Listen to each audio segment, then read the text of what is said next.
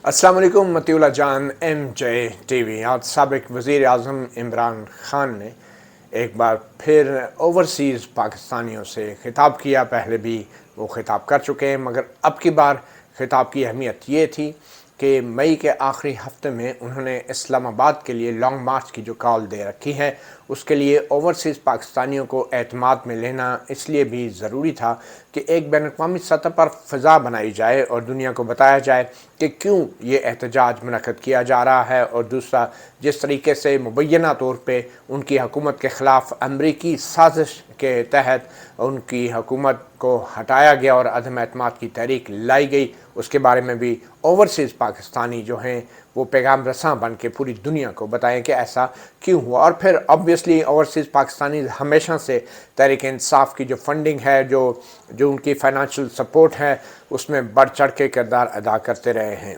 और ओवरसीज़ पाकिस्तानी के सबसे अहम किरदार ये है कि पाकिस्तान की मईशत के अंदर ओवरसीज़ पाकिस्तानियों की जो सपोर्ट है, जो इनपुट है, वो एक रीढ़ की हड्डी की हैसियत रखती है। और हम सब जानते हैं कि ओवरसीज़ पाकिस्तानी पाकिस्तान के हवाले से इंतहाई हसास और काफ़ी जज्बाती वाक़या हुए हैं। हम खुद जब कुछ अरसे के लिए भी पाकिस्तान से बाहर जाते हैं कि तो अपने मुल्क के बारे में बहुत फ़िक्रमंद होते हैं। तो यकीनी तौर पे उनके पाकिस्तान से मोहब्बत और लगाव के हवाले से किसी किस्म का शक व शुबा किसी को नहीं। अब मामला ये है कि वज़ीर आज़म इमरान ख़ान जो पाकिस्तान में सियासत कर रहे हैं, उन्होंने जिस किस्म के अभी हाल ही में इल्ज़ामात लगाए हैं, उसमें ओवरसीज़ पाकिस्तानियों को ख़िताब करने के दौरान जो उन्होंने बातें की हैं, ओवरसीज़ पाकिस्तानियों के लिए ये जानना ज़रूरी है कि इमरान ख़ान वो यकीनी तौर पे कौमी एक लेजेंड थे, हीरो थे, क्रिकेटर थे, मगर जब वो सियासतदान बन गए हैं तो उनको सियासतदान के मयार पर ही परखना ज़रूरी है।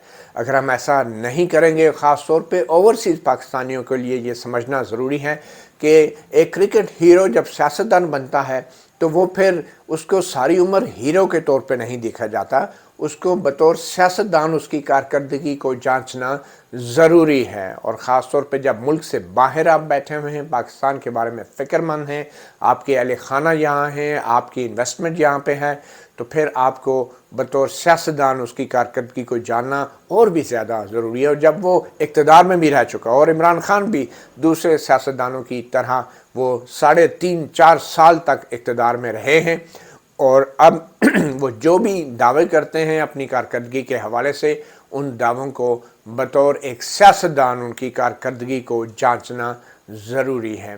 तो ओवरसीज़ पाकिस्तानी उनकी अहमियत से कोई इनकार नहीं कर सकता, मगर आज जो साबिक़ वज़ीर आज़म इमरान ख़ान ने ख़िताब किया है, उसका जायज़ा लेना बहुत ज़रूरी है।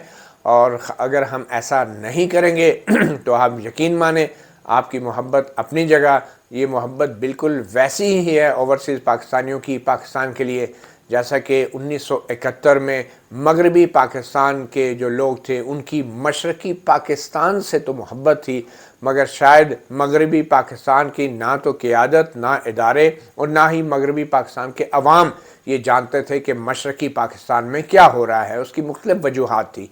हमारी मोहब्बत मशरक़ी पाकिस्तान से ज़रूर थी, और हम मशरक़ी पाकिस्तान से अलहदा होने के ऊपर रोए धोए भी खूब थे, हमारे आबाओ-अजदाद भी रोए थे और कई अरसे तक रोते धोते रहे, मगर हमारे आबाओ-अजदाद समेत मगरबी पाकिस्तान की अवाम को आज तक जो है सच नहीं बताया गया। तो ओवरसीज़ पाकिस्तानीज़ भी इसी तरह कई हज़ार किलोमीटर दूर पाकिस्तान से हैं, उनकी पाकिस्तान से मोहब्बत अपनी जगह, मगर फिर मुकम्मल सच जानना ज़रूरी है अगर वो चाहते हैं कि पाकिस्तान सलामत रहे और पाकिस्तान मुत्तहिद रहे। तो फिर सच जानना ज़रूरी है, और सियासतदान को एक सियासतदान की तरह जवाबदेह बनाना भी ज़रूरी है। तो आज की जो तकरीर थी साबिक़ वज़ीर आज़म की, हम उसके हवाले से बात करेंगे कि साबिक़ वज़ीर आज़म इमरान ख़ान ने कहा क्या, हक़ाइक़ क्या हैं, और वो जो दावे कर रहे हैं उन दावों में किस हद तक सच्चाई है। तो हम उनकी तकरीर से ही आगाज़ करते हैं। छोटी छोटी बातें हैं। अब साबिक़ वज़ीर आज़म का जब भी वो टीवी पे आते हैं, आजकल आपने देखा होगा वो अपने पीछे एक पाकिस्तान का झंडा लगाते हैं, कौमी फ्लैग, एक ऑफिशियल फ्रेम बनाते हैं, और दूसरी तरफ पीटीआई का झंडा बतौर वज़ीर आज़म। تو یقینی طور پہ وہ ایسا کر سکتے ہیں، مگر بطور سابق وزیر اعظم، بطور ایک سیاستدان، وہ اپنے آپ کو قومی فلیگ کے ساتھ اس طرح ٹیلی ویژن کے اوپر پیش نہیں کر سکتے، کیونکہ قومی فلیگ کا استعمال ٹیلی ویژن کے اوپر صدر پاکستان، وزیر اعظم یا کوئی وفاقی وزیر تو کر سکتا ہے، ہر سیاستدان قومی فلیگ کا ایسے استعمال نہیں کر سکتا۔ تو یہ ایک بڑی بظاہر چھوٹی سی بات ہے، مگر یہ چھوٹی چھوٹی چیزیں ہوتی ہیں جو اوورسیز پاکستانیز اچھی طرح جانتے ہیں کہ باہر کے ممالک میں کوئی شخص جو ہے اگر چھوٹے چھوٹے پروٹوکول کی بھی وائلیشن کرتا ہے تو اس پہ بھی سوال اٹھتے ہیں اور میڈیا اس پہ بھی سوال اٹھاتا ہے۔ اب اگر ہم تقریر کی طرف آئیں تو سابق وزیر اعظم نے جو تقریر کی، انہوں نے کہا کہ مجھے جولائی میں اندازہ ہو گیا تھا کہ ہماری حکومت کے خلاف کوئی سازش ہو رہی ہے، اور دیکھیں اندازہ جولائی میں ہو گیا تھا۔ اس وقت ڈی جی آئی صاحب جو تھے وہ بھی آپ سب کو پتہ ہے، اور بقول ان کے جو پچھلے انٹرویو میں وہ کہہ چکے، میں اسی لیے ان کو تبدیل نہیں کرنا چاہ رہا تھا کہ وہ میری آنکھ اور کان تھے۔ جو انٹیلیجنس کا چیف ہوتا ہے وہ آئیز اینڈ ایئرز ہوتا ہے کسی بھی حکومت کا، اور میری حکومت کے خلاف سازش ہو رہی تھی تو اس لیے وہ شاید اس کو ہٹانا نہیں چاہ رہے تھے۔ دوسری وجہ انہوں نے افغانستان میں سول وار کے خطرے کی بھی بتائی، مگر سابق وزیر اعظم یہ برملا کہہ چکے اور پھر کہہ رہے ہیں کہ جولائی میں اندازہ ہو گیا تھا۔ تو امریکی سازش کا اندازہ، اور جو امریکی اہلکار نے جو دھمکی لگائی پاکستانی سفارتکار کو، یہ پھر 2022 کے 7 اپریل کی وہ تاریخ بتا رہے ہیں جس کو وہ امریکی سازش کہہ رہے ہیں، مگر ان کو خدشہ پہلے ہی صحیح تھا۔ تو سازش کون کر رہا تھا اس کی طرف بھی ہم آگے جا کے آتے ہیں کہ تقریر میں کیا کہتے ہیں۔ انہوں نے کہا کہ پھر ان چوروں سے مل کے، مطلب جولائی میں سازش کا اندازہ ہو گیا تھا اور پھر ان چوروں سے مل کے سازش کی، یعنی ایک دم تقریباً 9-10 ماہ کی چھلانگ لگا کے وہ آ جاتے ہیں اپریل میں اور کہتے ہیں ان چوروں سے مل کے، یعنی اپوزیشن کی جماعتوں سے مل کے سازش کی۔ عدالتوں میں مقدمات کو ڈریگ کیا گیا، لٹکایا گیا۔ اب یہ سابق وزیر اعظم عمران خان کہہ رہے ہیں کہ جب وہ وزیر اعظم تھے تو جو عدالتوں میں مقدمات ان لوگوں کے خلاف چل رہے تھے، جو شہباز شریف یا نواز شریف یا آصف زرداری، تو ان مقدمات کو لٹکایا گیا۔ کس نے لٹکایا؟ آپ وزیر اعظم تھے جناب۔ سوال یہ پیدا ہوتا ہے، آپ ہر جلسے میں کہتے تھے انٹرویو میں این آر او نہیں دوں گا، این آر او نہیں دوں گا، تو وہ جو عدالتوں میں کیس لٹک رہے تھے تو یہ آپ این آر او نہ دینے کے جو دعوے کر رہے تھے وہ کس بنیاد پہ کر رہے تھے؟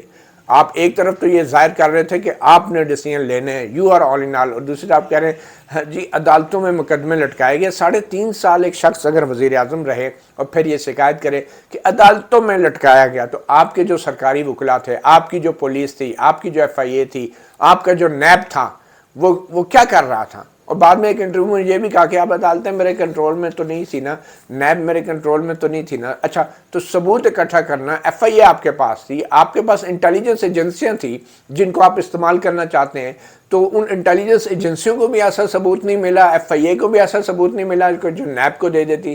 اقامہ جب نکالنے کی باری آئی تھی تو وہ تو ایجنسیوں نے جی آئی ٹی کی شکل میں بڑی آسانی سے نکال لیا تھا، مگر یہاں آپ کہتے ہیں کیس لٹکائے گئے اور آپ کو بطور وزیر اعظم بھی پتہ نہیں چلا۔ پھر آپ یہ کہتے ہیں کہ آپ نے تو یہ بھی کہا تھا کہ میں ان کو جیل میں تمہارا اے سی بھی اتروا دوں گا۔ کیا آپ کا کام صرف جیلوں میں ڈالنا تھا ان لوگوں کو، اور صرف جیلوں میں ڈال کے ان کو ملائن کرنا تھا، ان کو ڈیمونائز کرنا تھا، ان کو بدنام کرنا تھا؟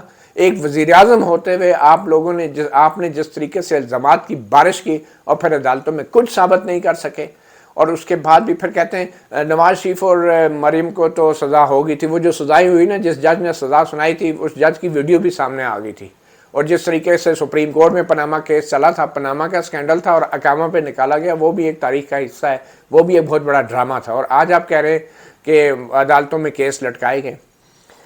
پھر آپ کہہ رہے ہیں کہ اور خاص طور پہ نیب کے چیئرمین کو توسیع کس نے دی؟ اگر ان کی کارکردگی یہ تھی نیب کے چیئرمین کی کہ وہ پروسیکیوٹ نہیں کر سکے آپ کے بڑے بڑے ملزموں کو 40 ارب کے، تو پھر نیب کے چیئرمین کو توسیع کیوں دی آپ نے؟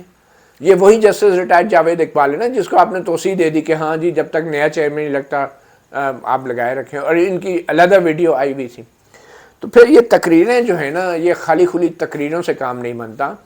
اوورسیز پاکستانی جن ممالک میں رہتے ہیں وہ اچھی طرح جانتے ہیں کہ وہاں پہ ادارے کیسے کام کرتے ہیں، اور پھر آپ مثالیں دیتے ہیں کہ جن پہ الزام لگ جائے تو برطانیہ یا امریکہ میں وہ الیکشن نہیں لڑ سکتا، یہاں پہ وزیر اعظم بنا دیا۔ تو بھائی وہاں کا جو برطانیہ کا وزیر اعظم ہے وہ پریس کانفرنس اور انٹرویوز میں اور اپنے قوم سے خطاب میں وہ الزام نہیں لگاتا اپوزیشن میرے کھا گیا، یہ لوٹ گئے، وہاں کی یہ روایات نہیں ہیں۔